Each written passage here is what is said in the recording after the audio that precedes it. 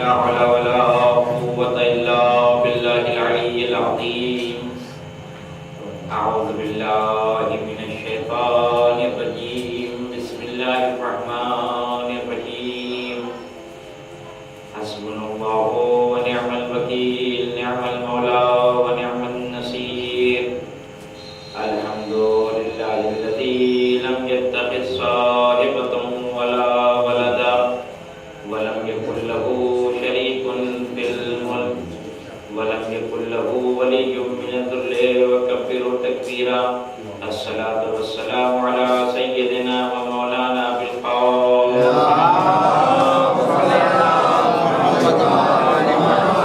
وعلى الطيبين الطاهرين المعصومين المظلومين ولعنة الله على أعدائهم أجمعين. أما بعد، جیسا کہ آپ حضرات واقف میں تین مجلسوں کا عنوان ہے امام علی کے شکوے، جو آپ نے مختلف مقامات پر کیے ہیں. ہمارا یہ آپ کا جذبہ ایمانی ہے کہ آپ یہاں تشریف لائے ہیں اس گرمی میں اور اس مصروفیت کی حالت میں. اتفاق سے لائٹ چلی گئی، خود ایک شکوہ ہے مومنین کے لیے لائٹ کا چلا جانا. وہ خیر بہرحال کوشش یہ ہے کہ ان 3 دنوں میں امام علی کے شکووں کو آپ کی خدمت میں عرض کیا جائے. خصوصاً اس کا بیس کتاب نہج البلاغہ رہے گی کہ جو اس میں امام نے شکوے فرمائے ہیں اور مختلف ہیں وہ شکوے. کبھی یہ شکوے جو ہے وہ خلفاء سے کیے ہیں امام نے، کبھی اس بات کا شکوہ کیا امام نے کہ رسول کے بعد اہل بیت رسول کو بالکل کنارے کر دیا امت نے، کبھی اپنے اصحاب کی سستی کا شکوہ کیا ہے، کبھی اصحاب نمل کا شکوہ کیا ہے، کبھی اصحاب صفین کا شکوہ کیا ہے. یہ مختلف شکوے ہیں. اب بعض اس میں سے میں نے جو ہے وہ پہلے دن کے لیے جو شکوہ چنا ہے وہ آج کی مجلس کے لیے، وہ شکوہ ہے امام کا اپنے اصحاب سے.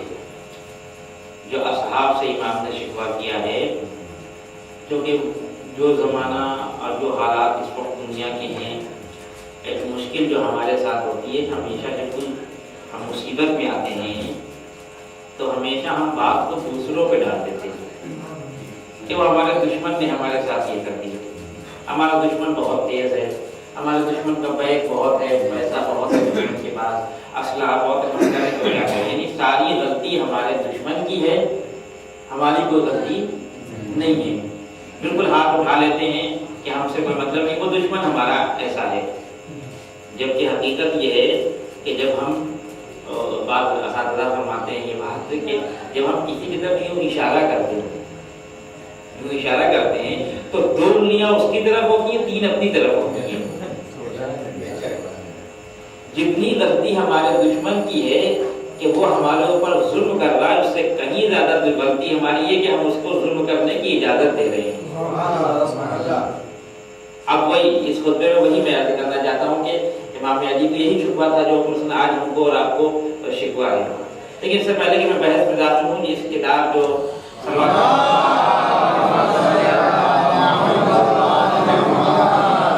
ایک اس کتاب کے بارے میں نہج البلاغہ ظاہر ہے کہ انتہائی معتبر کتاب ہے عالم اسلام کے لیے. میں کہہ رہا ہوں شیعوں کی بات نہیں کر رہا ہوں فقط میں. یہ کتاب اس وقت اور ہمیشہ جب سے یہ عالم وجود میں آئی ہے اور جب سے لوگ اس سے متعارف ہوئے ہیں، تب سے یہ کتاب مصر کا جو سب سے بڑا حوزہ ہے جامع الازہر، وہاں یہ کتاب عربی لٹریچر میں پڑھائی جاتی ہے. ادبیات عرب کو جب پڑھانا ہوتا ہے کسی کو تو یہ کتاب لے کے آتے ہیں پڑھانے کے لیے وہاں پہ. اور ابھی بھی ہے جامع الازہر کا کہ جو وائس چانسلر تھے پرانے شیخ محمد عبدو نام ان کا، بڑے بزرگ اور بہت پڑھے لکھے آدمی. ان کی تفسیر بھی ہے المنار، جو انہوں نے درس کے عنوان سے دی ہے. ان کے شاگرد رشید رضا نے اس کو مرتب کیا ہے. عالم اسلام کی بڑی مشہور تفسیر المنار. وہ تقریباً اس میں سائنس کی باتیں زیادہ انہوں نے کی ہیں. ان کا کہنا یہ ہے کہ ایک دفعہ میں سفر میں جا رہا تھا تو عموماً ہوتا ہے کہ سفر میں جب ہم جاتے ہیں تو اسٹیشن سے اسٹال لگا ہوتا ہے، وہاں سے میگزین خرید لی، کوئی ناول کی کتاب خرید لی، ایک اخبار خرید لیا کہ بھائی جا رہے ہیں راستے میں بیٹھیں گے تو کچھ نہ کچھ پڑھتے ہوئے چلے جائیں. تو اب اس زمانے میں تو یہ سب تھا نہیں، پرانے زمانے کی بات ہے یہ. تو یہ جا رہے تھے تو ان کو کسی نے ایک کتاب دے دی نہج البلاغہ. آپ جا رہے ہیں تو راستے میں ٹائم ملے تو اس پہ پڑھ کے دیکھیے گا، دیکھیے کیا ہے، اس میں کچھ لکھا ہے کہ نہیں لکھا ہے. تو شیخ محمد عبداللہ نے کتاب لے لی، عربی تھے، عربی داں تھے، ان کی زبان عربی ترجمے کی ضرورت نہیں تھی ان کو. راستے میں اس کتاب کو پڑھا جتنا پڑھ سکتے تھے، جتنا سفر تھا. سفر طویل نہیں ہوتا تھا اس زمانے میں. جب کتاب کو پڑھا تو یہ جملہ حسرت والا جملہ ہوتا تھا کہ ہائے عمر کے اتنے دن گزر جانے کے بعد مجھے اس کتاب کا پتہ لگا ہے.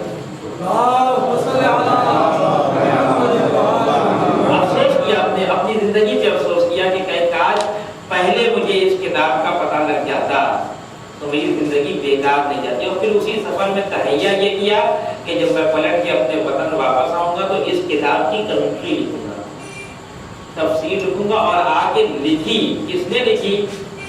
جو امام علی کو خلیفہ مانتا ہے، امام نہیں مانتا. خلیفہ مانتے ہیں کوئی شک نہیں ہے، لیکن امام نہیں مانتے. ان کو یہ سمجھ میں آ گیا کہ یہ کتاب کیا ہے، کیا اہمیت ہے اس کتاب کی. اب بہت سے بات لوگوں نے اشکال بھی کیا کہ خاص کر کے اس کتاب کا جو تیسرا خطبہ ہے، خطبہ شفقیہ، بڑا جسے کہتے ہیں خطبہ کی زبان میں اگر کہا جائے بڑا تباہی خطبہ ہے. اس میں مولانا نے بہت اور رفع کے ساتھ جو ہے وہ حکومت کی باتیں کی ہیں. اس کے لیے بعض لوگ یہ کہتے ہیں کہ یہ خطبہ امام علی کا نہیں ہے بلکہ سید رضی کا ہے. سید رضی نے یہ جملات جو ہے وہ جمع کیے ہیں، امام علی کا نہیں ہے. ایک شاعر تھے، وہ کسی محفل میں گئے پڑھنے کے لیے شعر. جب شعر پڑھے تو شعر بہت اچھے تھے، اشعار ان کے بہت اچھے اشعار تھے، بڑی واہ واہ اور داد ہوئی. تو ایک صاحب کو بڑا کھلا کہ ان کے اشعار کی جب داد اتنی ہوئی تو ہم لوگوں کی نوبت ہی نہیں آئی. تو مجھے بیچارے وہ چلے گئے جب، تو وہ کھڑے ہونے کہا کہ دیکھیے جب پڑھ رہے تھے جس پہ آپ بہت داد دے رہے تھے، یہ ان کا اپنا نہیں ہے، ان کے استاد کا ہے. ان کا اپنا نہیں ہے، ان کے استاد کا ہے. یہ بات ان کو بری لگی. شاید وہ نہ رک گئی، مجھے ایک شعر اور پڑھنا ہے. اجازت دے دی، بلا لیا تھا. انہوں نے ایک شعر پڑھا اور اس کے بعد کہا کہ خدا کا شکر ہے جن لوگوں نے یہ کہا ہے کہ یہ شعر میرا نہیں ہے، میرے استاد کا. میں خدا کا شکر کرتا ہوں اس بات پر کہ میرے شعر پہ لوگوں کو یہ شک ہے کہ میرے استاد کا شعر ہے. تو یہ تو سید رضی کی شرف کی بات ہے کہ ان کے کلام پہ لوگوں کو شک ہو رہا ہے کہ امیر المومنین کا کلام ہے. ایک سلوات پڑھے محمد والے.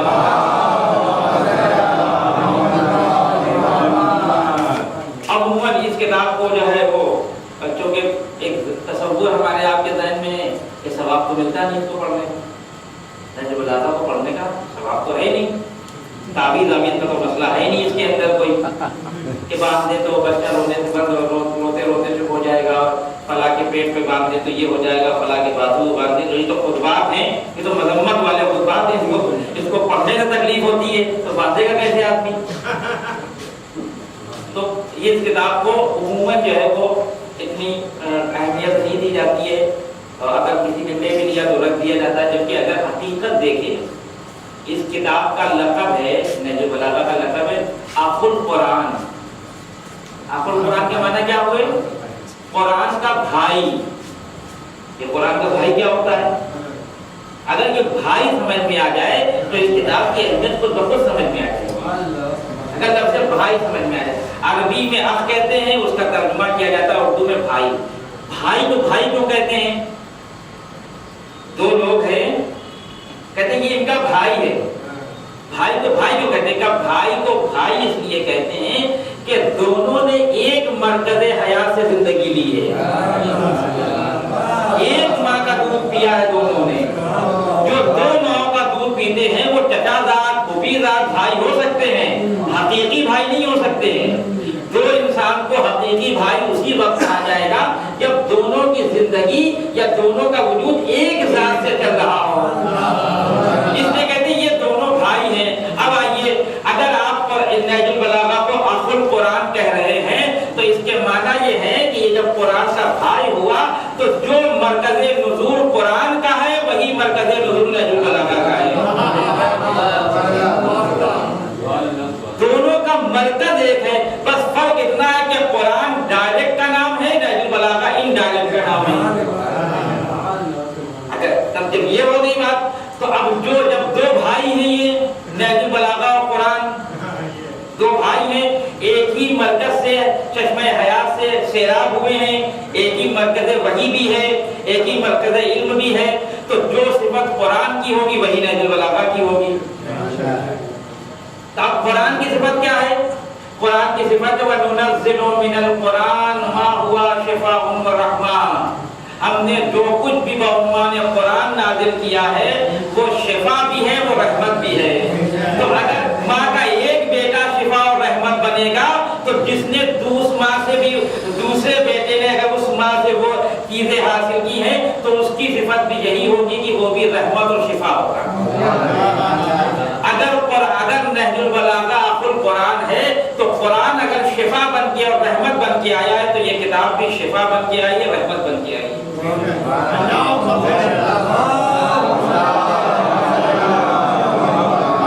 اگر قرآن آپ کے مردوں کو فائدہ پہنچا سکتا ہے تو یہ کتاب بھی آپ کے مردوں کو فائدہ پہنچائے گی۔ اگر قرآن آپ کے زندوں کو فائدہ پہنچا سکتا ہے تو یہ کتاب بھی آپ کے زندوں کو فائدہ پہنچائے گی۔ اگر قرآن آپ کے معاشرے کی اصلاح کر سکتا ہے تو یہ کتاب بھی آپ کے معاشرے کی اصلاح کرے گی۔ جو جو صفات آپ قرآن کے اوپر ٹیلی کرتے چلے جائیں وہ خود بخود نہج البلاغہ کے اوپر آتے چلے جائیں گے۔ تو پھر یہ سوتیلا سلوک کس بات کا؟ جب دونوں بھائی ہیں تو جس طرح سے قرآن کو اہمیت دی جاتی ہے اسی طرح سے نہج البلاغہ کو بھی اہمیت دی جاتی ہے۔ یہ قرآن کے بارے میں الحمدللہ جتنے یہاں پہ لوگ بیٹھے ہیں مجھے یقین ہے اس بات کا کہ اگر ان سے میں پوچھوں گا قرآن میں کتنے سورے ہیں تو ہر آدمی کہے گا 114۔ اگر میں کہوں گا قرآن میں قرآن کے کتنے پارے ہیں تو ہر آدمی کا ہاتھ اٹھ جائے گا کہ 30 پارے ہیں۔ قرآن میں کتنی آیتیں ہیں؟ کتنی آیتیں ہیں؟ سب بتا دیں گے الحمدللہ، مجھے یقین ہے۔ لیکن اگر میں بھی یہاں آپ سے پوچھوں کہ اس کتاب میں خطبے کتنے ہیں تو یہ سوتیلا سلوک ہے کہ نہیں ہے؟ بھئی اس وقت جس وقت امام مظلوم تھے اس وقت ہم نعرہ لگاتے ہیں کہ امام مظلوم تھے، امام سے خلافت لے لی گئی، امام سے حکومت لے لی گئی۔ بتائیے اگر حکومت آ جاتی، امام کے پاس خلافت آ جاتی تو نہ جانے دنیا کا نقشہ کیا ہوتا۔ تو اس وقت تو مجبوری تھی کہ لے لی گئی تھی، وہ حکومت لے لی گئی، حکومت قائم نہیں کر سکے۔ لیکن جب آپ کے پاس یہ کتاب موجود ہے تو آپ کے معاشرے میں حکمت عملی کیوں نہیں قائم ہوئی علی کی؟ علی نے جو خطبات بیان کیے ہیں، علی نے جو حکمت عملی بیان کی ہے، علی نے جو اصلاح معاشرہ کا طریقہ بیان کیا ہے، وہ ابھی کیوں نہیں ہے آپ کے معاشرے میں؟ اس کے معنی ہے کہ اس میں علی کی غلطی نہیں ہے۔ علی کل بھی مظلوم تھے، علی آج بھی مظلوم ہے۔ کل غیروں کی وجہ سے مظلوم قرار پائے تھے، آج اپنوں کی وجہ سے مظلوم قرار پائے۔ یہ کتاب اس طرح قرآن اصلاح معاشرہ کے لیے آیا ہے، یہ کتاب بھی اصلاح معاشرہ کے لیے طریقے بتائے امام نے اس کتاب میں، باقاعدہ طریقے۔ تو شاید کسی کو نہیں معلوم ہوا کتنے خطبے ہیں نہج البلاغہ میں، کسی کو نہیں معلوم ہوا کتنے نامے ہیں جو امام نے لیٹر لکھے ہیں، کسی کو نہیں معلوم ہوگا کہ کتنے اس میں کلمات خصال ہیں۔ یہ معلوم ہونا چاہیے۔ نہج البلاغہ ایک بنیادی کتاب ہے۔ تو میں معلومات کے لیے مقرر کرتا ہوں کہ اس کتاب کے 3 حصے ہیں، 3 حصے پر مشتمل یہ کتاب ہے۔ پہلا حصہ خطبات سے متعلق ہے، وہ خطبات سے مراد منبر پہ جا کے امام علی نے باقاعدہ خطبہ ارشاد فرمایا ہے اور اس کو جو ہے مورخین نے لکھا ہے۔ دوسرا حصہ وہ خطوط، وہ لیٹر ہیں جو امام نے اپنے گورنرز کو، اپنے والیوں کو اور دوسرے لوگوں کو، ایک مثلا معاویہ کو بھی لکھا ہے لیٹر اپنے فضیلت میں لکھا ہے۔ یہ دوسرا حصہ ہے۔ خطبات 241 ہیں۔ یاد رکھیے گا اگر کوئی پوچھے تو اس کو فقط اس کو آپ مجلس نہ سمجھیں۔ خطبات کی تعداد 241 ہے، خطوط کی تعداد جو ہے وہ 89 یعنی 79 ہے، اور جو کلمات اختصار ہیں امام کے چھوٹے چھوٹے جملے امام کے آخر میں وہ تقریباً 480 ہیں۔ 480 79 اور 241 خطبات ہیں۔ وہ جو کلمات اختصار میں نے کہہ دیا آپ نے پتہ چل گیا چھوٹے چھوٹے جملے، وہ چھوٹے چھوٹے جملے اگر ان کو پھیلایا جائے تو خطبے کی شکل لے لیں گے۔ مثلا ایک جملہ میں آپ کی خدمت کر دوں، مثلا اگر حالات بہت خراب ہو تو امام نے کہا کیا کرو تم؟ امام فرماتے ہیں کن فی الفتنہ کا ابن لبون، جب فتنے سر اٹھا رہے ہوں، جب فساد تمہارے معاشرے میں بہت زیادہ ہو رہا ہو، جب اختلاف تمہارے معاشرے میں بہت ہے، تمہارا وظیفہ کیا ہے؟ کہ تم اونٹ کے بچے کی طرح بن جاؤ۔ جب فتنے پیدا ہو رہے ہو معاشرے میں تو تم اونٹ کے بچے کی طرح بن جاؤ۔ کیا مطلب؟ امام فرماتے ہیں اونٹ کے بچے کا نہ دودھ پیا جا سکتا ہے، نہ اس پہ سواری کی جا سکتی ہے، یعنی فتنوں کے تمہاری ذات سے کوئی فائدہ نہ اٹھانے پائے۔ اب یہ جملہ بہت چھوٹا سا کلمات تو سارے آپ کہیں گے، لیکن اس میں آپ ایک بہت بڑی دنیا پوشیدہ، اس سے کتنے مسائل آپ حل کر لیں گے کہ جب جس طرح کا کوئی بھی فتنہ پیدا ہو کہیں پہ بھی، آپ یہ دیکھیں کہ اس فتنے میں ہم کو پڑھنا ہے کہ ہم کو یہاں سے نکلنا ہے۔ یہ کون بتائے گا؟ یا قرآن بتائے گا یا قرآن کا بھائی بتائے گا۔ تو سوال ہے کہ جب پڑھیں گے نہیں تو تعلیمات حاصل کیسے ہوں گے؟ جیسے اس سال یہ کوشش ہوئی کہ ان موضوعات کو بیان کیا جائے، تقریباً 1000 موضوعات اس کتاب سے علماء نے نکال کے رکھے ہیں، 1000 موضوعات کہ جس پہ باتیں ہو سکتی ہیں، البتہ وہ والے موضوعات نہیں کہ جس میں آپ بہت واہ واہ اور سبحان اللہ نعرے نہیں، معلومات فراہم اگر کی جائے تو 1000 موضوعات اس کتاب پہ مشتمل ہے۔ دنیا کی ہر چیز کے بارے میں امام نے گفتگو کی ہے۔ تو 3 حصے ہیں اس کے۔ اچھا یہ بھی نہیں ہے، یہ بہت ضروری معلومات ہے کہ یہ 241 خطبے امام علی نے دیے ہیں، 242 اور 43 اور 44 اور 45 نہیں، ایسا نہیں ہے۔ یہ 241 اپنے ذوق کے اعتبار سے سید رضی نے جمع کیا ہے۔ سید رضی کا جو ذوق تھا، ادبی ذوق تھا، سید رضی 2 بھائی ہیں۔ اب یہ میں ہسٹری بتا دوں تاکہ اس کتاب کے لکھنے والے کی، جمع کرنے والے کی اہمیت معلوم ہو جائے۔ وہ میں نے وعدہ کیا ہے وہ مومنین سے کہ انشاءاللہ اگر مجھے کبھی توفیق ہوئی تو علماء کے حالات آپ کی خدمت میں عرض کروں گا کہ جو گزشتہ علماء ہیں جنہوں نے تشیع کو ہم تک لا کے چھوڑا ہے، جس کی ہم فکر نہیں کرتے، انہوں نے کتنی قربانیاں دی ہیں اس زمانے میں۔ 2 بھائی ہیں، ایک سید مرتضیٰ ایک سید رضی ہیں، دونوں کے مزار کاربین میں موجود ہے، وہاں دونوں بھائیوں کے مزار، اور جید عالم گزرے ہیں۔ شیخ مفید ان کے استاد ہیں۔ میں عظمت بیان کرنا چاہتا ہوں کہ دونوں بھائیوں کی، ایک نے فقہ میں کام کیا ہے سید مرتضیٰ نے، اور سید رضی نے نہج البلاغہ کی تعلیم کی ہے۔ 2 بزرگ بھائی، بہت ہی دیندار اور بہت متقی پرہیزگار، دین کی بڑی خدمت کی۔ شیخ مفید ان کے استاد ہیں۔ شیخ مفید کا بیان ہے کہ ایک دن میں سو رہا تھا، میں نے خواب میں دیکھا کہ جناب فاطمہ زہرا سلام اللہ علیہا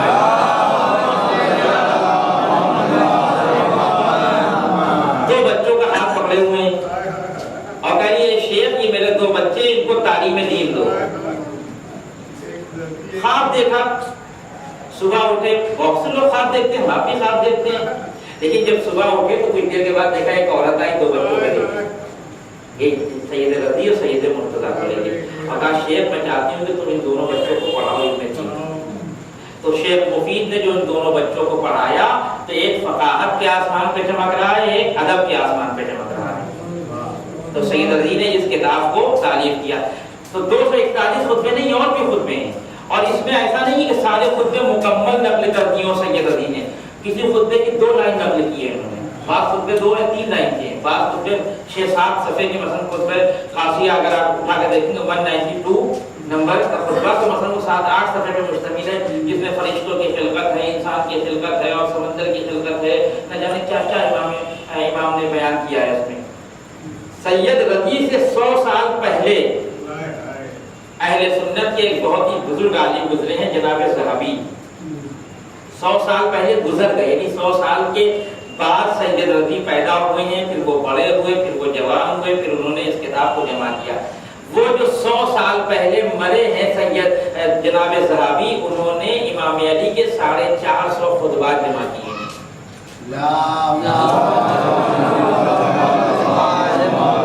ان 450 خطبات میں سے سید رضی نے اپنے ذوق کے اعتبار سے ان 241 خطبوں کو لا کے یہاں پہ جمع کیا ہے، اور اس کتاب کا نام رکھا نہج البلاغہ۔ تو انہوں نے اپنے ذوق کے اعتبار سے رکھا ہے، کیونکہ انہوں نے فصاحت و بلاغت کو زیادہ ترجیح دی، لیکن حقیقت میں دیکھا جائے تو یہ نہج الہدایت ہے۔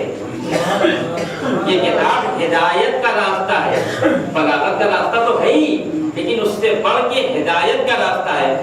تو اب جب یہ 3 دن جو ہوں گے، جو کچھ بھی ہوں گے، اس کے بعد آپ اس کو بند کر کے نہ رکھیں خدا کے بعد، جس کا جتنا ذوق ہو، جتنی دیر، کم سے کم جو ہے وہ اگر آپ یہ عہد کر دیں کہ میں مہینے میں 1 خطبہ پڑھوں گا امام کا، بس خالی ترجمہ پڑھ لیں. اب تو یہ بھی بہانہ نہیں ہے کیسے پڑھیں عربی میں. اب تو علماء نے کاوش کی الحمدللہ. سرکار علامہ جوادی نے ترجمہ آپ کے سامنے لا کے رکھ دیا, اس سے پہلے کے ترجمے موجود ہیں. وہ آپ کے پاس یہ شکوہ بھی نہیں ہے کہ ہمارے پاس تو ترجمہ نہیں ہے. آپ اس کو پڑھیں تب اندازہ ہوگا کہ معصومین کے کلام میں کتنی جاذبیت ہے.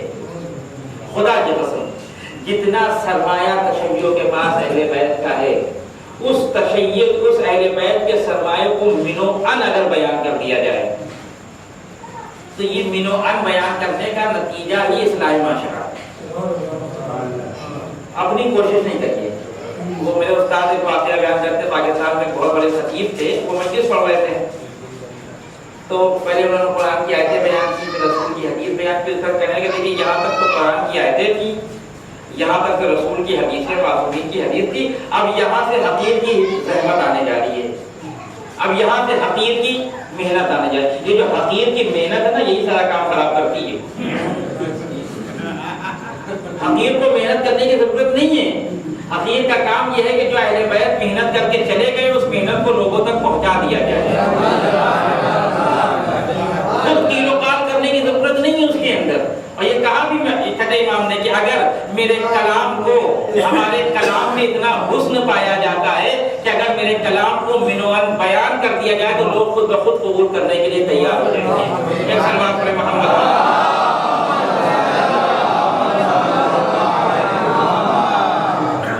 اس کتاب کا خیال ہے کہ ایک خطبہ کم سے کم طے کرتے, بہت زیادہ لمبی چھلانگ نہیں ماریں گے ہم, 10 خطبے پڑھ لیں گے, نہیں.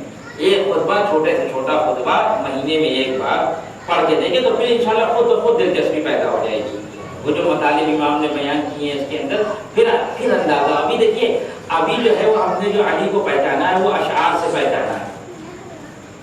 ابھی جو علی ابن ابی طالب کو پہچانا ہے وہ خطبہ کی خطابت سے پہچانا ہے. تو خطبہ کی خطابت کہاں تک جائے گی؟ جہاں تک ان کا ذہن ہے.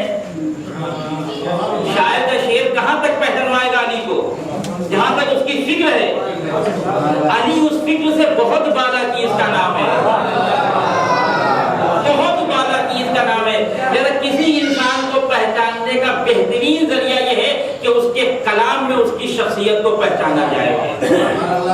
اس سے بہتر کوئی اور ذریعہ ہو ہی نہیں سکتا کہ وہاں تک اگر میں پہنچ گیا شکر تک تو میں انشاءاللہ عرض کروں گا کہ امام علی نے جو اپنے کو پہچانوایا ہے اور جو شکوہ کیا ہے کہ میرے ساتھ کیا ہوا ہے, تب اندازہ لگائیے گا کہ علی ابن ابی طالب ان اشعار سے بہت بالا ہے, ان خطابت سے بہت بالا ہے, ان مطالب سے بہت بالا ہے. کہ بعض عیسائی علماء نے اس بات کا اعتراف کیا ہے کہ علی ابن ابی طالب جس زمانے میں پیدا ہوئے ہیں اس زمانے میں علی کو پیدا نہیں ہونا چاہیے تھا, اس لیے کہ علی کی بات کو کوئی سمجھنے والا نہیں تھا. علی کی ولادت کا زمانہ آج کا زمانہ ہے, آج لوگ سمجھتے ہیں یہ باتیں. یعنی علی اپنے زمانے سے پہلے پیدا ہو گئے. اب یہ واقعی امام علی کے ساتھ یہ ظلم نہیں ہے کہ بہترین ایک آدمی خطبہ دے رہا ہے, بارش کے دریا بہا رہا ہے, ایک آدمی کھڑا ہو کہتا ہے مولا یہ بتائیے میرے سامنے بال کتنے ہیں. ان سب تو باتوں سے نہیں لگتا کہ علی اپنے وقت سے پہلے پیدا ہو گئے. اگر آج کے زمانے میں ہوتے تو لوگ آ کے ان سے طرح طرح کی باتیں پوچھتے. اس سے پہلے بھی میں نے اس دن شب 21 کی مجلس میں کیا تھا کہ علامہ تقی جعفری فرماتے ہیں کہ اگر مجھے قیامت میں موقع مل گیا کہ میں علی سے کوئی درخواست کروں تو میں یہ کہوں گا کہ مولا مجھے نہج البلاغہ کا ایک خطبہ توحیدی پڑھا دیجیے, آپ اس کی شرح کر دیجیے میرے سامنے. دیکھیں ہم جتنی بھی شرح کریں گے وہ ہمارے ذہن کی پیداوار ہوگی. علی ابن ابی طالب کیا کہنا چاہ رہے ہیں یہ بہت مشکل ہے. ایک اور سوال پڑے گا.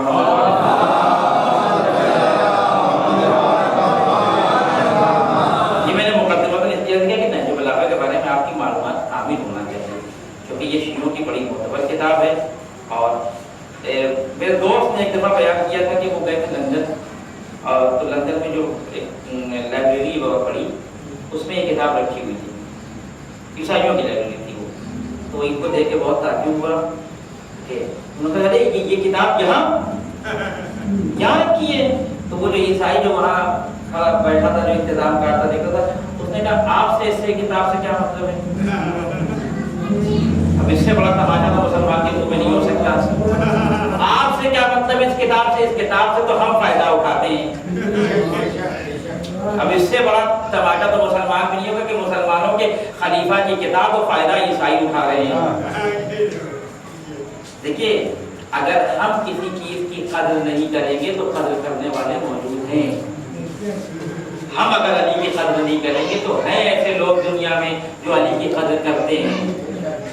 جار پرداب نے یہی کہا تھا جب میں نے کتاب لکھی اور میں مسلمان لوگوں کے پاس گیا کہ میں نے علی کے بارے میں یہ کتاب لکھی ہے، اس کو چھپوا دو، تو ہر کسی نے چھپوانے سے منع کر دیا۔ نہ اس وقت مجھے علی کی قسمت پہ رونا آ رہا تھا کہ علی کس قوم میں پیدا ہو گئے،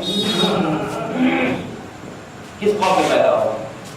تو انشاءاللہ میں ان دنوں میں کوشش کروں گا کہ بحث تو نہیں کر سکتی کیونکہ بہت مطالب ہیں اس کے اندر، لیکن وہ ضروری چیزیں، بہت ضروری چیزیں جو آپ کے معاشرے کو اس وقت، جیسے آپ کے جسم کو گرمی میں پانی کی ضرورت ہوتی ہے، اعلان ہوتا ہے کہ پانی پیتے رہیے، مستقل پانی پیتے رہیے۔ ابھی لندن میں ٹیمپریچر مثلا 33 ہے تو وہاں لوگوں کو آگ لگی ہوئی ہے، تو وہاں کہا گیا کہ بس آپ پانی پیتے رہیے، پانی پیتے رہیے، اگر پانی نہیں پیا تو آپ کی زندگی گئی۔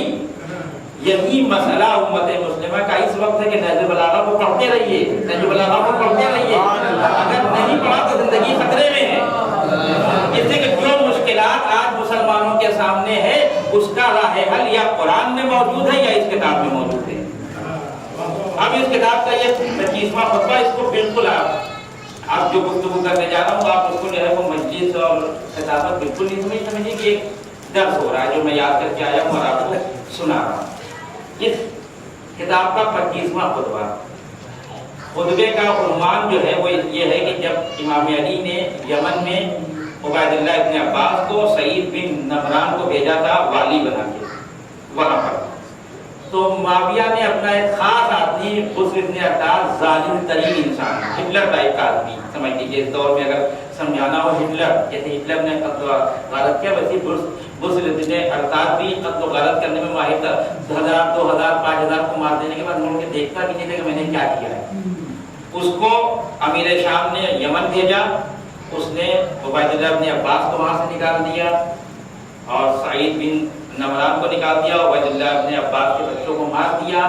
یہ خبر امام علی کے پاس آئی کہ یمن سے آپ کے والی کو نکال دیا گیا ہے، وہاں ان کا قبضہ ہو گیا ہے، وہ لوگ وہاں سے بھاگ گئے ہیں۔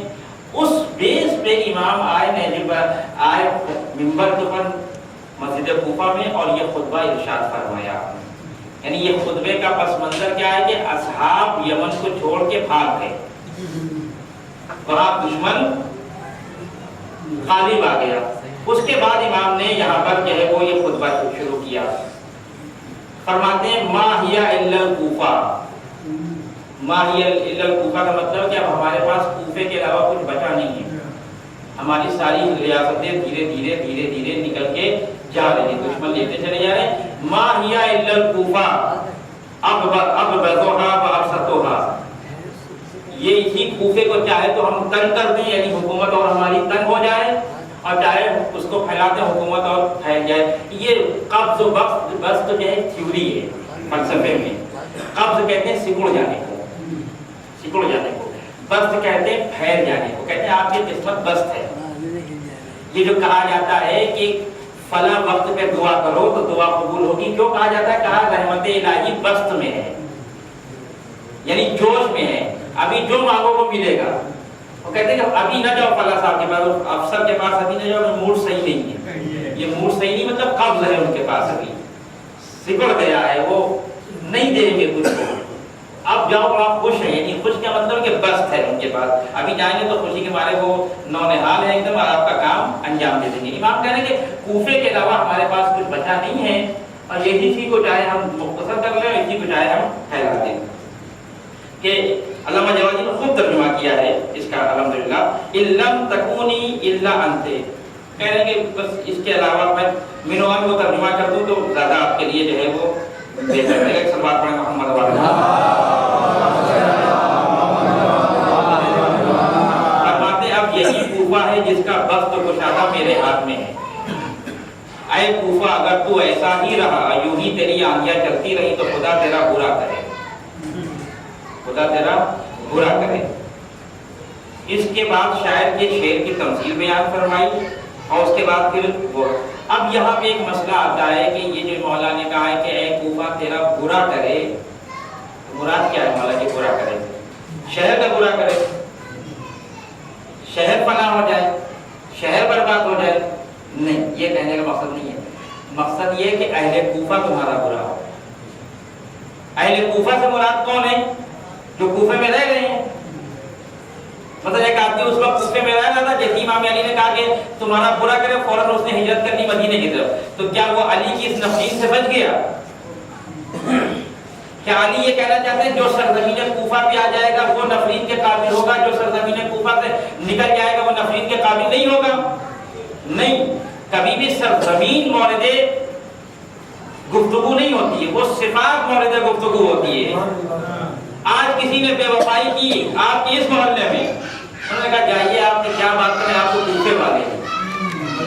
جنہوں نے بے وفائی کی وہ تو کوفہ کبھی گئے نہیں ہیں، انہوں نے تو کوفے کی شکل نہیں دیکھی ہے، لیکن کیوں کہا جا رہا ہے کہ یہ کوفے والے ہیں؟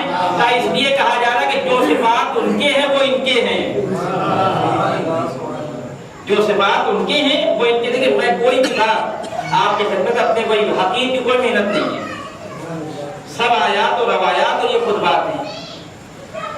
صفات تعلیق کیے جاتے ہیں، ممکن ہے کہ زمانہ فرق کر جائے، ممکن ہے بعد میں یہ کہہ دوں میں بعد لوگوں کو برا لگ جائے کہ میں نے اپنی طرف سے کہہ دیا۔ چھٹے امام اپنی بزم میں بیٹھے ہوئے ہیں،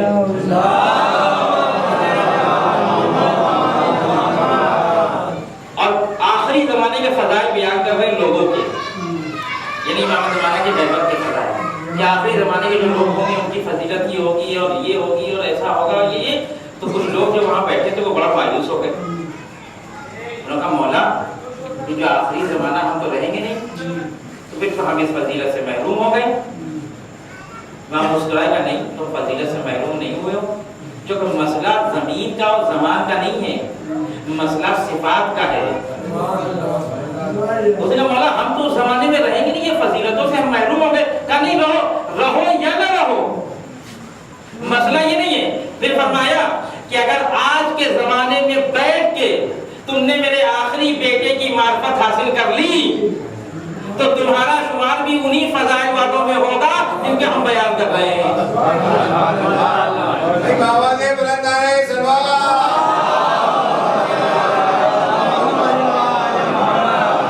زمانے کا فرق محسوس کریں، کچھ چیزیں ایسی ہوتی ہیں جس میں زمان و مکان کو نہیں دیکھا جاتا، صفات کو دیکھا جاتا ہے۔ اگر تم اس زمانے میں بیٹھ کے آخری زمانے والوں کے صفات کو پیدا کر لو، یعنی معرفت امام، تو امام کہتے ہیں تم ایسے ہو جیسے فستاد القائم میں بیٹھے ہو۔ فستاد، یہ حدیث اصول کافی میں مرحوم کلینی نقل کی ہے۔ فستاد کہتے ہیں اس خیمے کو جو جنگ میں لگایا جاتا ہے جس میں جنگ کے بڑے بڑے کمانڈر آ کے ہوتے ہیں، چھوٹے موٹے نہیں۔ یعنی امام کیا کہنا چاہتے ہیں کہ اگر تم نے اس زمانے میں بیٹھ کے امام کی معرفت حاصل کر لی تو گویا تم اس کمرے میں ہوگے جس میں بڑے بڑے کمانڈر بیٹھے ہوں گے۔ اب یہیں سے فلسفہ سمجھ میں آتا ہے اس حدیث کا کہ جو رسول نے فرمایا مات ولم یعرف امام زمانہ مات میتۃ جاہلیہ، جو مر جائے اور اپنے زمانے کے امام کی معرفت حاصل نہ کرے۔ رسول نے یہ نہیں کہا کہ جو اپنے زمانے کے امام کو نہ دیکھے، کیونکہ ممکن ہے کہ دیکھ رہا ہو اور معرفت نہ ہو، اور اس کے برعکس نہ دیکھا ہو اور معرفت ہو گئی ہو۔ دونوں کی مصداق ہمارے سامنے ہیں۔ اگر اس مصداق کو دیکھنا وہ دیکھ رہے ہو اور معرفت نہ ہو تو اصحاب علی کو دیکھ لیجئے، اور اس مصداق کو دیکھنا ہے کہ جہاں نہیں دیکھا لیکن معرفت ہے وہ ایسے قرنی کو دیکھیے۔ رسول کو دیکھا نہیں تھا، فقط یہ سنا تھا کہ جنگ احد میں رسول کے ایک دانت شہید ہو گیا، ایک دانت کو ڈولا، سوچا کہ یہ والا نہیں یہ والا ہوگا، یہ والا نہیں یہ والا ہوگا، تو یہ صفت آئے۔ رسول کو تو دیکھا نہیں تھا، کہ رسول کو دیکھنا صحابیت کی معیار نہیں ہے، رسول کی معرفت صحابیت کی معیار بنتی ہے۔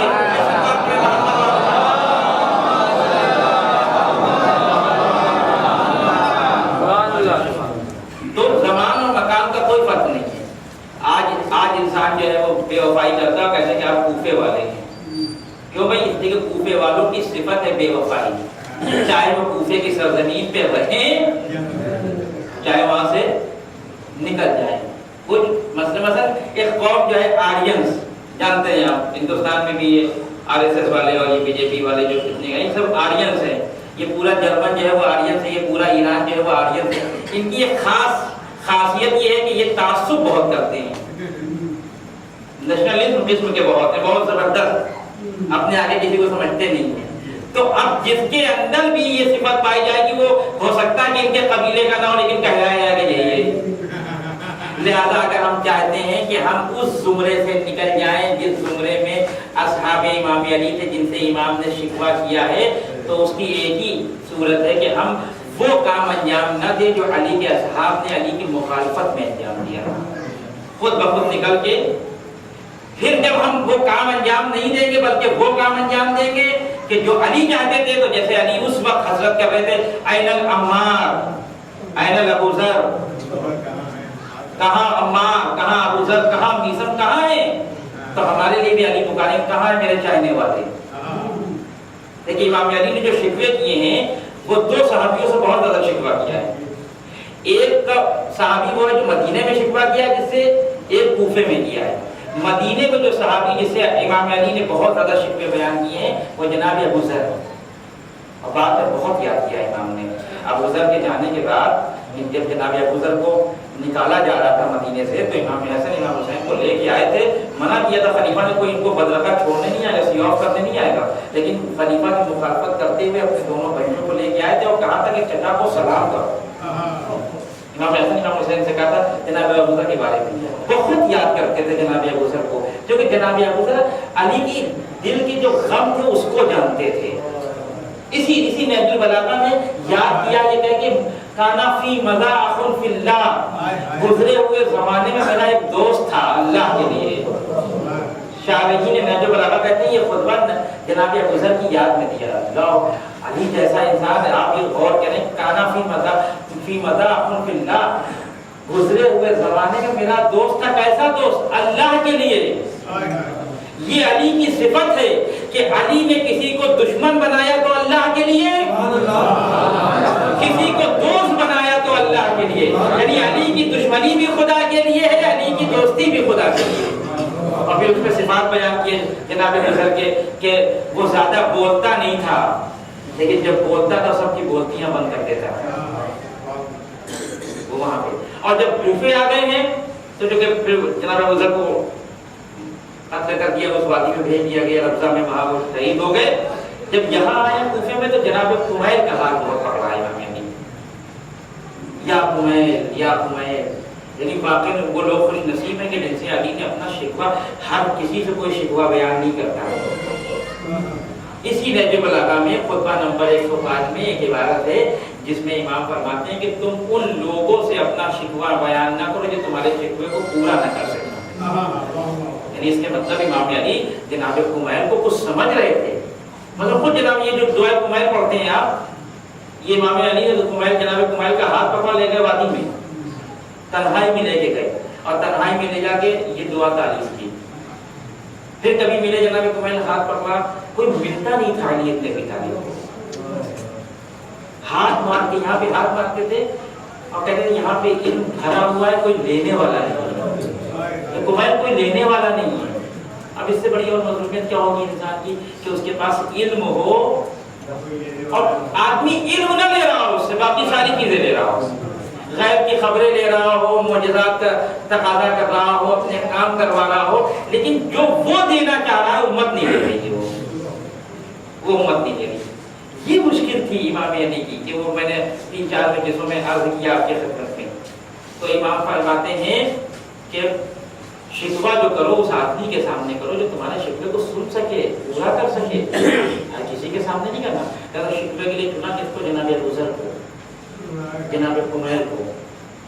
اور پھر وہ ساری چیزیں بیان کی. تو اس خطبے میں امام فرماتے ہیں، پھر اس کے بعد شاعر کا شعر پڑھا کہ وہ میں چھوڑ رہا ہوں. اس کے بعد کہتے ہیں تو بسرن قد طلع یمن. فرماتے ہیں کہ مجھے خبر ملی ہے کہ بسر نے جو ہے وہ یمن کے اوپر جو ہے وہ حملہ کیا ہے اور جو ہے وہ وہاں کے لوگوں کو جو ہے وہ تحقیق کیا. پوری تفصیل ہے اس کے. وَإِنِّي وَاللَّهِ لَأَظُنُّ أَنَّ هَؤُلَاءِ الْقَوْمَ سَيُدَالُونَ مِنْكُمْ. اب میں یہ گمان کرتا ہوں، علی کا گمان ہمارے گمان جیسا نہیں ہے. علی کا گمان یعنی یقین. میں یہ گمان کرتا ہوں کہ ان قریب جو ہے یہ تمہاری حکومت چلی جائے گی، ان قریب چلی جائے گی تم سے یہ حکومت چھن جائے گی۔ یعنی کون سی حکومت؟ یہ جو میرے پاس کوفہ بچا ہے، ماہیہ کوفہ، ماہیہ کوفہ، یہ بھی چلا جائے گا۔ اب جو بات ہے وہ عرض کرنا چاہتا ہوں کہ کیوں چلا جائے گا؟ امام علی فرماتے ہیں کیوں چلا جائے گا؟ کیونکہ بصر بہت طاقتور ہے؟ نہیں، اس سے طاقتور لوگ ہمارے پاس موجود ہیں۔ کیونکہ ان کی حکومت بہت مضبوط ہے؟ نہیں، ہماری حکومت بھی مضبوط ہے الحمدللہ۔ پھر وجہ کیا ہے کہ ان قریب ہماری حکومت چلی جائے گی؟ 4 وجہ بیان کی ہے امام نے، یہی شکوہ ہے اپنے اصحاب کا۔ 4 وجہ بیان کی ہے کہ جس کی وجہ سے ہماری حکومت چلی جائے گی، ان کی حکومت قائم رہے گی۔ یہ 4 وجہ جب تک علی کے چاہنے والوں کے اندر موجود رہے گی، وہ دنیا میں حکومت قائم نہیں کر سکتے۔ یہ علی کا شکوہ ہے، سب آپ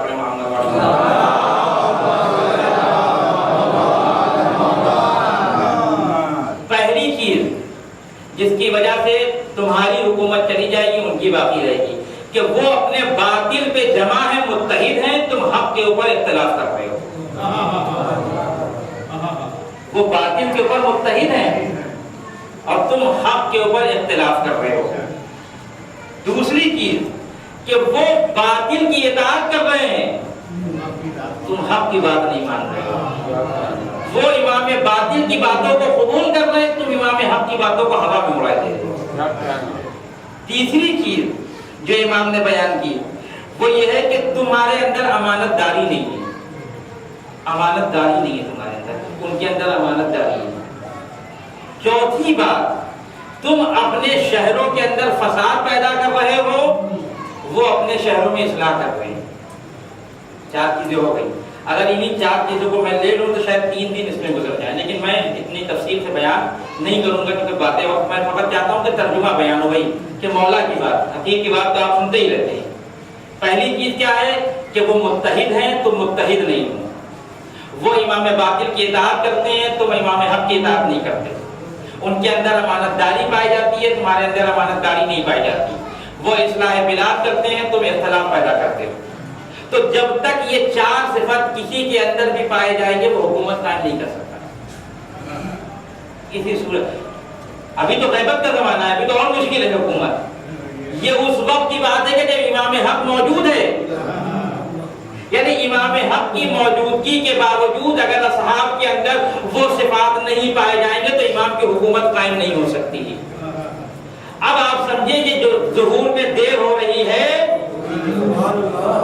یہ جو بلارے نہیں آ رہے ہیں، یہ فقط ان کی جان کے خطرے کا مسئلہ نہیں ہے، ہماری آمادگی کا مسئلہ بھی ہے۔ پھر امام جو ہے وہ آگے جا کر امانت کے بارے میں یہ بتاتے ہیں کہ تم امانت کی بات کرتے ہو، تمہارے پاس ایک کٹورا اگر دے دیا جائے امانت کے طور پہ تو تم اس کو امانت کے طور پہ نہیں رکھو گے، بیچ دو گے۔ تم امانت کی بات کرتے ہو، اور ان کے پاس جو چیز امانت کے طور پہ دے دو۔ لیکن کچھ چیزیں ایسی ہیں، یاد رکھیے گا ہمیشہ، چاہے وہ کافر کے پاس ہو، چاہے وہ منافق کے پاس ہو، چاہے وہ مومن کے پاس ہو، چاہے وہ مسلمان کے پاس ہو، اثر اس کا ایک ہے۔ اگر یہ 4 چیزیں کسی کافر کے اندر پیدا ہو گئی تو وہ حکومت قائم کر لے گا، منافق کے اندر پیدا ہو گئی تو منافق قائم کر لے گا، مسلمان کے اندر پیدا ہو گئی تو مسلمان قائم کر لے گا، مومن کے اندر پیدا ہو گئی مومن قائم کر لے گا۔ اور اتفاق سے اس دنیا میں 4 کے مزداق موجود ہیں۔ جنہوں نے جو منافق ہیں اپنی حکومت کر رہے ہیں، وہ بھی یہ 4 صفتیں لے کے کر رہے ہیں، اپنے اعتبار سے بہت امین ہیں، اپنے لوگوں کو کوئی نقصان نہیں پہنچنا چاہیے، سیریا میں جتنے لوگ مر جائیں تو مشکل نہیں ہے، اپنے ملک میں اگر ایک بم بلاسٹ بھی ہو گیا تو قیامت آ جائے گی۔ اب خود امانت میں خیانت نہیں کرتے، کافروں کو اٹھا کے دیکھیں گے تو ماشاءاللہ ان کی حکومت ہے، مشرکوں کو اٹھا کے دیکھیں گے تو اسرائیل کی حکومت ہے، امریکہ کی حکومت ہے، مومنوں کو اٹھا کے دیکھیں گے تو ایران کی حکومت ہے۔ یہ صفات پائے جاتے ہیں، اپنی جو امانت ہے۔ اب یہ میں نے کہا نا کہ ہر کسی کا جو ہے وہ الگ الگ ایک باپ ہے۔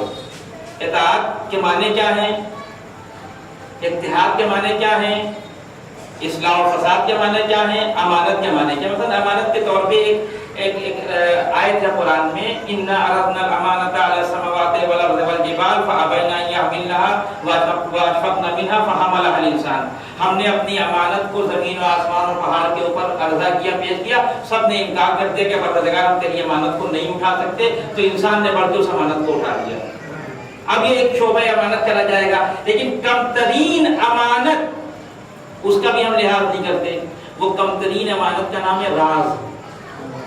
کسی نے ہم کو مولانا سمجھ کے ہم سے دل کی بات کہی کہ مولانا تو بڑے شریف ہیں، متقی پرہیزگار ہیں، تو ان سے اپنا راز بیان کرو۔ اس نے تو مجھے امین سمجھا، تو میں نے اس کے راز کی بھی امانت داری نہیں کی۔ انسان اتنا گر جائے کہ کسی مومن کے راز کی امانت داری نہ کر سکے۔ اسی لیے امیر المومنین نے کہا ہے کہ جب تک تم نے راز کو دل میں رکھا ہے، راز تمہارا غلام ہے۔ جس دن تم نے زبان سے بیان کر دیا، تم اس کے غلام ہو گئے۔ لہذا راز بیان کرنے سے پہلے جس سے بیان کر رہے اس کو دیکھ لو تو اس کی حیثیت کیا ہے، اس قابل ہے کہ تمہارے راز کو اپنے وجود میں اتار کے پوشیدہ کر لے، یا ایسا نہیں کہ چوراہے پہ کھڑے ہو کے سب کو بیان کر دے۔ حقیقت یہ ہے، حقیقت یہ ہے کہ ہمارے معاشرے میں کتنے اختلافات اسی امانت داری کے نہ ہونے کی وجہ سے۔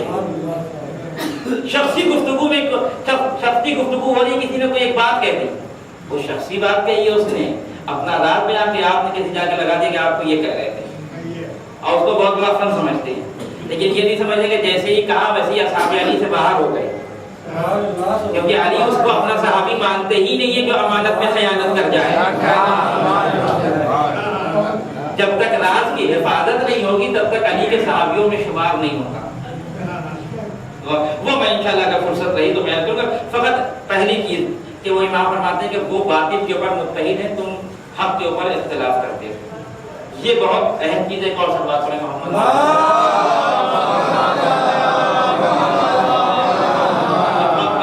زیادہ ہو گیا، لیکن بہت جلدی میں آپ کی حضرت کروں گی۔ یہ اتحاد جتنی ضرورت آج کے دور میں مسلمانوں کو اتحاد کی ہے، کسی اور دور میں رہی نہیں اتنی ضرورت۔ تو پرانا دور جو تھا رسول اللہ کا، جس میں 313 تھے لڑنے والے اور 1000 تھے، تو اللہ ادھر سے ملائکہ بھیج دیتا کہ جاؤ ان کے ساتھ جا کے لڑو، اس لیے کہ اتنی ان کے اندر صلاحیت تھی کہ ملائکہ کی محنت کو اور رحمت کو قبول کر سکیں، کیونکہ شرط یہ ہے ملائکہ کے نزول کی، قالوا ربنا اللہ ثم استقاموا تتنزل علیہم الملائکہ۔ وہ انسان کے جو کہتا ہے اللہ میرا رب ہے، اس کے اوپر باقی رہتا ہے، تو ہم اللہ اس کے اوپر ملائکہ کو نازل فرماتا ہے۔ تو اب ہمارا ایمانی کیا ہے، پھر اس کے اوپر استقامت کیا ہے، پھر ملائکہ کا نزول، تو بہت دور کی بات ہے۔ اتحاد اس وقت دیکھیں یہ بہت ہی باریک چیزیں ہیں۔ مثال کے طور پہ ایک آدمی کا ایک گھر ہے اور ایک آدمی کی ایک دکان ہے۔ اب یہاں تھوڑا سا گفتگو کو آپ سنیے گا۔ ایک دکان ایک گھر ہے، خدا نہ کرے اس کو خبر ملی کہ اس کے دکان میں آگ لگ گئی، تو وہ کس چیز کو بچانے کے لیے جائے گا؟ آپ بولیں۔ ایک گھر ہے، ایک دکان ہے، نہ وہ دکان پہ ہے نہ گھر پہ ہے، کہیں سڑک پہ کھڑا ہوا ہے، کسی نے آ کے کہا کہ آپ کی دکان میں آگ لگ گئی، وہ کہاں جائے گا؟ بچانے کس کو جائے گا؟ تو بہت آسان سا سوال ہے۔ اگر وہ دکان چھوڑ کے گھر کی طرف آ جائے تو کہے گا عجیب بیوقوف انسان ہے، ضرورت دکان کو بچانے کی، جا رہے گھر کی طرف۔ تو یہی مسئلہ مسلمانوں کا۔ ابھی آپ دیکھیے کہ آپ کی کون سی چیز جل رہی ہے، آپ کی کس چیز کو خراب کیا جا رہا ہے۔ جس چیز کو خراب کیا جا رہا ہے اس کو بچائیے، جو چیز پہلے سے بچی ہوئی ہے اس کو بچانے کی ضرورت نہیں ہے۔ میں آپ کو پورے اشرا جناب ابو طالب کے ایمان کے اوپر پڑھ دوں۔ یہاں پر کس کے سامنے پڑھ رہا ہوں؟ کس کے سامنے پڑھ رہا ہوں؟ اس بچے میں تو کون ہے جو کہے کہ ہم ابو طالب کو با ایمان نہیں مانتے؟ یہ تو بچا ہوا شعبہ ہے ہمارا، وہ بچائیں جس میں آگ لگی ہوئی ہے، جس میں آگ لگی ہوئی ہے وہ بچائیں۔ میں ابھی یہاں پہ بیٹھ کے 500 دلیلیں آپ کو دوں کہ میں ثابت کر سکتا ہوں کہ ابھی رات ہے۔ کیوں رات ہے؟ اس لیے کہ اندھیرا ہے۔ کیوں رات ہے؟ اس لیے کہ سورج نہیں نکلا ہے۔ کیوں رات ہے؟ اس لیے کہ لیمپ جل رہے ہیں۔ تو ہر آدمی پیچھے سے پاگل ہو گئے ہمارا۔ جو چیز پہلے سے ثابت ہے اس کو آپ ثابت کر رہے ہیں۔ اس کو آپ اگر ثابت جو چیز پہلے سے ثابت ہو اس کے اوپر اگر آپ زور لگائیں گے تو مشکوک بنا دیں گے اس کو. ابھی آپ کا اتحاد جل رہا ہے, آپ کے اتحاد میں آگ لگی ہے, مسلمان متفرق ہو گیا ہے, چھوٹی چھوٹی باتوں پہ اختلاف پیدا ہو رہا ہے. اس اتحاد کو بچانے کی سوچیں عقل مند انسان اگر ہے تو, کیونکہ اتحاد بن گیا تو باقی کی ساری چیزیں خود بخود بچتی چلی جائیں. اس کے نمونے موجود ہیں, اس کے نمونے موجود ہیں اس دنیا میں. چھوڑیے رسول اللہ کا زمانہ, کہیں گے رسول اللہ سے غیبی طاقتیں تھیں وہاں چھوڑی جانے دیجیے, اس زمانے کو چھوڑی, ابھی ادھر آئیے. حزب اللہ کتنے ہیں؟ اسرائیل کے ناک میں دم کیوں کیا ہوا ہے؟ اس لیے کہ اسلحہ ہے ان کے پاس. نہیں, اسلحہ تو سعودی عرب کے پاس ان سے زیادہ ہے, اسلحہ تو دوسرے ملکوں کے پاس ان سے زیادہ ہے. کیوں ناک میں دم کیوں کیے؟ کیا اس لیے کہ وہ امام حق کے اوپر متحد ہو گئے. میں نے کیا کہا, اتحاد کہیں بھی چلا جائے گا اپنا اثر دکھائے گا. وہ کافر اور منافق اور مومن اور مسلم کو نہیں دیکھتا. جس شعبے میں چلا جائے گا, جس معاشرے میں چلا جائے گا, اس معاشرے کو قوی بنا دے گا. وہ معاشرہ کسی سے بھی لڑنے کے لیے تیار ہو جائے گا. اور اگر آپ اختلاف ہو گیا, آپ کی چھوٹی چھوٹی باتیں پھر اختلاف اگر ہو گیا تو کثرت کا کوئی اعتبار نہیں ہے. میں انشاءاللہ عرض کروں گا, اتفاق میں یہی امام علی نے یہی شکوہ کیا ہے, المجتمع ابدانہم المختلف احواؤہم. تمہارے جسم تو ایک جگہ پہ جمع ہے لیکن تمہاری فکریں مختلف ہیں. اتحاد جسم کے جمع ہونے کا نام نہیں ہے, اتحاد فکر کے جمع ہونے کا نام. سارے دیوانوں کو آپ جمع کر دیے, اتحاد کرنا ہے تو جب تک الگ الگ تھے تب تو کم نقصان تھا. اگر سارے دیوانے ایک چھت کے نیچے آ گئے تو کیا قیامت ہوگی؟ ایک آ جاتا ہے تو کیا قیامت ہوتی ہے؟ جو کر رہے ہیں فکر ایک ہونا چاہیے, ہدف ایک ہونا چاہیے. ماں باقی افراد کہیں بھی بیٹھے ہوں, دنیا کے کسی کونے میں تشیع کے لوگ موجود ہو, شیعہ موجود ہو, فکر سب کی ایک ہونا چاہیے. یہاں کہتے تمہارے جسم میرے سامنے بیٹھے ہوئے ہیں لیکن تمہاری فکریں الگ الگ ہیں. مجھے یہ اتحاد نہیں چاہیے, مجھے فکروں والا اتحاد چاہیے. بس میں یہاں تک آ گیا, بات تو ختم ہو گیا. مجھے فکروں والا اتحاد چاہیے, باقی باتیں کل عرض کروں گا. مجھے فکروں والا اتحاد چاہیے, جسموں والا اتحاد نہیں چاہیے. ہو سکتا ہے کہ کربلا کے میدان پہ جسم الگ الگ پڑے ہوں لیکن فکریں سب کی ایک. میں نے 3 سال پہلے ایک جملہ عرض کیا تھا ایک مجلس میں کہ زندگی کی بشارت دے کے بلا لینا پھر بھی آسان ہے. کہیں آگ لگی ہو اور کہیں کہ اگر آپ میرے گھر میں آ جائیں گے تو آپ محفوظ ہو جائیں گے, تو اس پہ بلا لینا بہت بڑا کمال نہیں ہے. زندگی کی خوشخبری سن کے تو سب آ جاتے ہیں, لیکن یہ حسین ابن علی کا کمال ہے کہ موت کی خبر دے کے لوگوں کو جمع کیا ہے. شب عاشور حسین ابن علی نے یہ نہیں کہا کہ کل جو ہمارے ساتھ ہوگا وہ زندہ رہے گا, چلے جاؤ, ضرورت نہیں ہے, یہ مجھے مارنے کے لیے آئے ہیں, تمہیں مارنے کے لیے نہیں آئے ہیں. کہ اب امام کے جملے کو لا کر رکھیے, المجتمع ابدانہم المختلف احواؤہم. بالکل برعکس ہے مسئلہ, فکریں ایک ہے. اس لیے علماء فتوا جو اپنا فن دکھاتے ہیں تو کیا کہتے ہیں کہ کربلا میں حسین نے 72 حسین پیش کر دیے. ایسے 72 حسین پیش کر دیں گے بھائی, جسم تو ایک ہی ہوگا, حسین ایک ہے. کہا حسین ایک ہے, فکر حسین تو اس کو رندے سب کو جمع کر دیا ہے لا کر.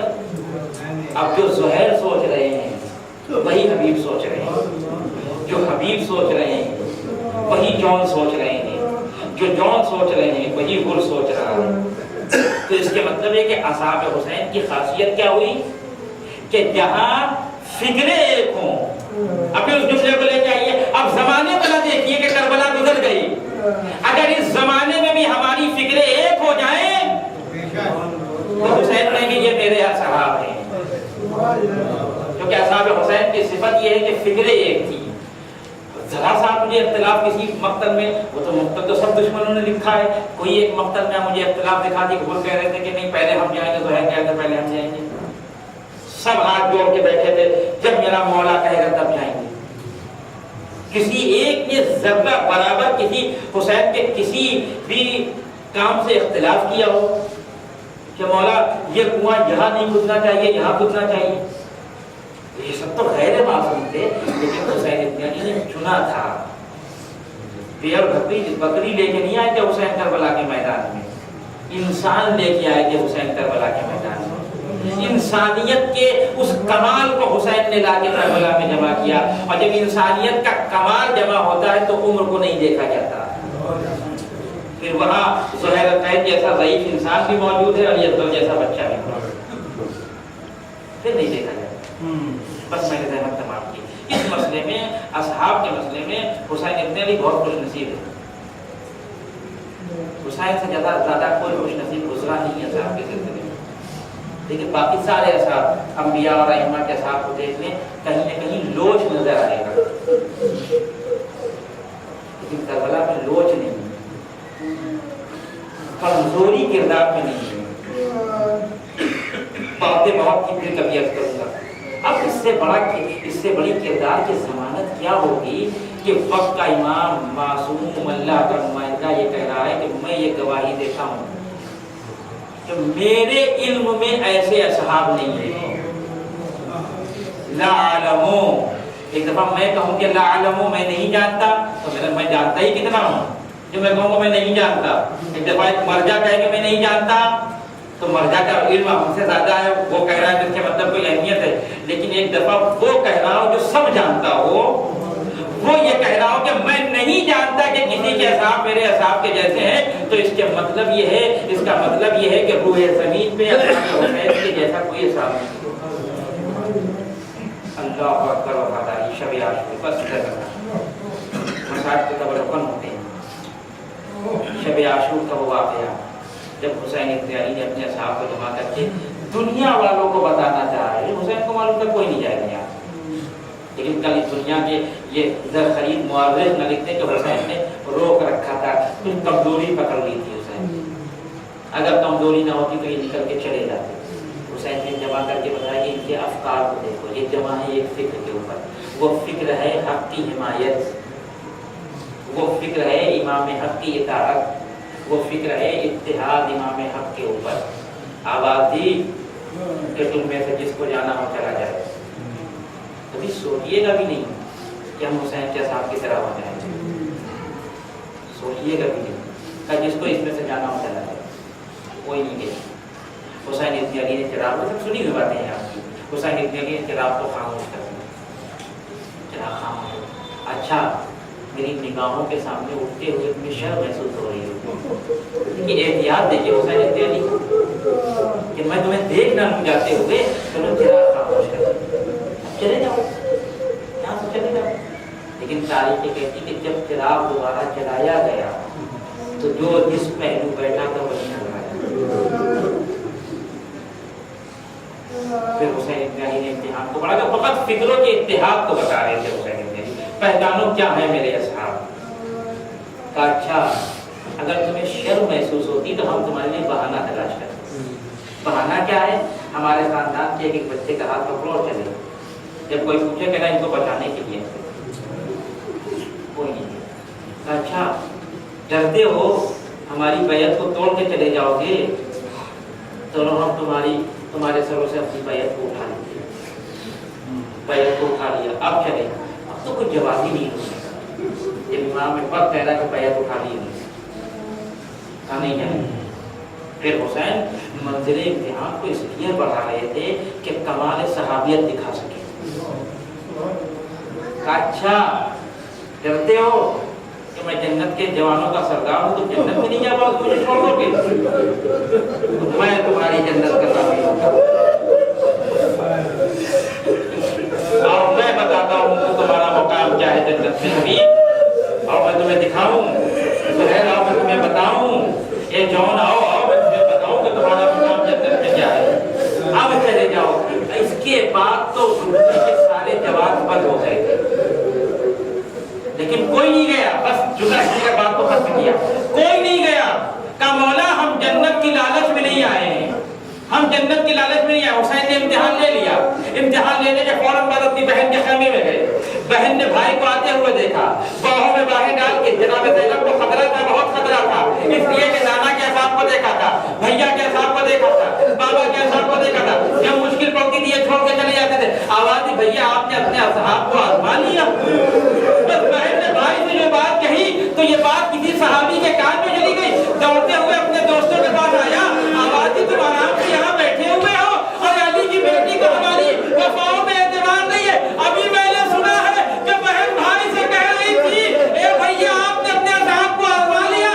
ارے سارے اصحاب آ کے درے زینب پہ جمع ہو گئے. اے بیوی یا اتنی مہلت دیجیے کہ کل ہم اپنی وفاؤں کو ثابت کریں. یا بیوی ابھی حکم دیجیے اپنی تلواروں سے اپنی گردنیں کاٹ کے آپ کے قدموں میں رکھتے. کیوں دینو اگر کوئی اپنے ہاتھ سے اپنی گردن کاٹ لے تو خودکشی کہلائے گا. وہ موت حرام موت ہوگی, اسے جہنم نصیب ہوگی. اب ذرا اصحاب حسین کی عظمت کو پہچانے.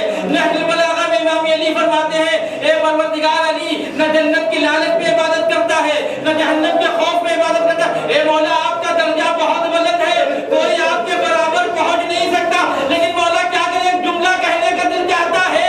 اے مولا جو جذبہ عبادت آپ کے وجود میں دیکھا وہی تو اصحاب حسین میں نظر آیا. بھائی کے مسئلے میں جنت کو چھوڑ رہے ہیں, بہن کے مسئلے میں جہنم کو خریدے. آواز دے ہم کو جنت کا کوئی لالچ نہیں ہے, ہمیں جہنم کا کوئی خوف نہیں ہے.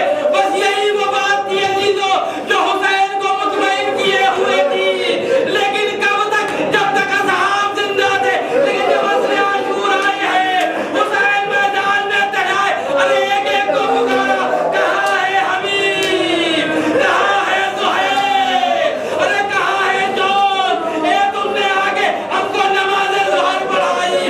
اے میرے اصحاب ورثاؤ, حسین نماز عصر پڑھنے جا رہا ہے, سجدے میں سر ہے, شبر کا خنجر ہے. اے اصحاب حسین آؤ, حسین کو نماز عصر پڑھاؤ. انا للہ و انا الیہ راجعون. پروردگار تجھے واسطہ محمد ہماری اس مختصر سی ادا کو قبول فرما. جو لوگ مخلوق ان کے قرضوں کو دور فرما, جو لوگ حج ذات کے مشتاق علماء کرام کا سایہ ہمارے سروں پہ باقی ہے, مہاراج کرام کا سایہ ہمارے سروں پہ باقی ہے. ہمیں زمانے کے قبول میں تاجیل فرما, ان کی اعمال و انصار میں شامل فرما. ربنا وتقبل دعاء انك انت السميع العليم وتب علينا وانك انت التواب الرحيم. ایک بار سورہ حمد و تین بار سورہ توحید کے تلاوت فرما کر شفیع حیدر ابن محمد جواد, صغیر احمد ابن اطہر حسن, عزادار فاطمہ بنت رمضان حسین, احمد حسین ابن محمد حسین کی افاق عیسیٰ.